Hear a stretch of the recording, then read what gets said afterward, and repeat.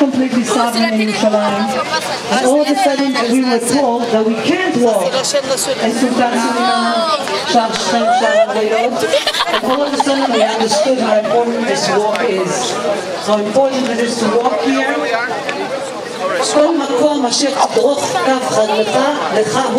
This year, I'm very moved. We just started a walk, and I was just saying how sometimes you take things for granted, and you think, for years we said, okay, we've had that walk, and what's so special about it? And some people even started asking, why should we fast on Tisha B'Av?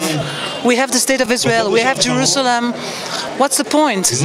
And this year we got a terrible reminder that we haven't reached yet everything we need. We are not yet sovereign as we need to be in Yerushalayim and in Israel. The Arabs murdered 2 policemen. The Arabs butchered 3 members of the Salomon family. All of a sudden, we couldn't go to Har HaBayit or to Yerushalayim without being attacked. And all of a sudden, we realized there's still a lot to do. And therefore, this walk this year, after the terrible 2 weeks of the last 2 weeks, where our Jewish pride was trampled, this walk this year, walking around the old city in East Jerusalem, what is called East Jerusalem, after they told us that we can't walk there, it is very moving, and we finally understand how important this walk is and why it is so important. Because it is a famous verse, wherever you will walk, it will be yours. And the fact that they wouldn't allow us to walk would have meant that it is not ours. And thank God we're going to walk now with hundreds and if not thousands of Jews to say Jerusalem is ours.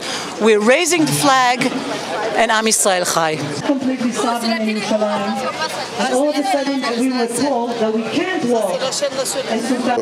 I took a trip today on a helicopter to the north, and I could track the route of the greatest rabbis and sages that lived during the time of the Second Temple destruction, as they were chased like fugitives by the Romans. And they had to live in caves, and they had to live under trees, and they had to hide from being caught and from being massacred in the time of the Second Temple destruction. And here we are, 2,000 years later, and we are still crying and yearning and remembering and continuing to build. So the message is very, very clear. We don't forget. We know we have to complete our mission. We know that the Beit HaMikdash will be good for everybody. Okay, it will be good for the economics of Jerusalem, the economics of Israel, the economics of the region. It will be good for the spiritual health and well-being of people. It will ultimately represent the final peace solution, and that's how we will celebrate the final redemption, and it will be with the crowning of the Beit HaMikdash. Walk that you walk on it is yours. It says, and by walking we are going. Well, it's very clear. What happened in the last few months is just another event that has been happening consistently, sometimes worse, sometimes better, sometimes with less violence, sometimes with more violence. An attitude that tries to undermine the sovereignty of the Jews in our Holy Land. Being here for Tisha B'Av, the whole process becomes more real, becomes more tangible. You kind of see the rocks. If you go to the southern wall, you actually see the rocks as they smashed into the ground. And you're able to vicariously put yourself back into that experience. And on the second hand, we pray in our prayers, and we say clearly,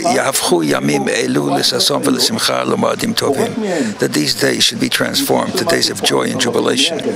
And underlying the sadness, you have a sense of light and hope and peacefulness. When you take a look at the difference in the gatherings of those who try to eradicate us, our enemies, and the Jewish people, there's a certain sense of serenity, of holiness, of peacefulness, of something that has meaning and purpose. There's no call for bloodthirstiness.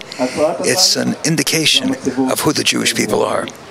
And sometimes when you're not here in Israel and you look at what happens here, you make judgments through the eyes of people who really don't feel it and don't understand it. But walking through the streets and seeing the absolute aliveness and vitality that exists here, together with the destruction that we can never forget, and together with the fact that even today we are in a certain place of difficulty. In our community particularly, it does just the opposite. They want to come to Israel and to indicate that we don't have any fears.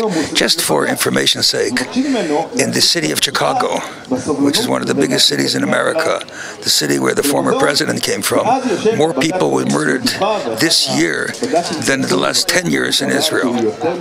So you know that that's foolishness that people try to put in the attitude of others that has no basis on reality. I walk through the streets here in the day and night, and I feel like it's home. It's my place. And to have any other kind of feeling is to submit to weakness and to give them the strength. And Rabbi, this is the message that you bring from here today to all over the world? The message that I tell you is, this is the safest place in the whole world. It's the most beautiful place in the whole world.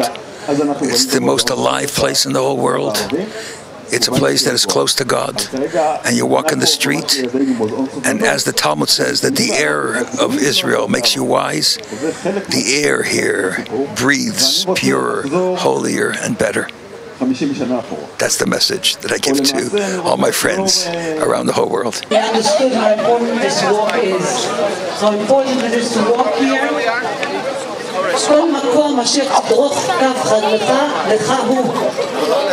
And that is what we're doing. Every place that we will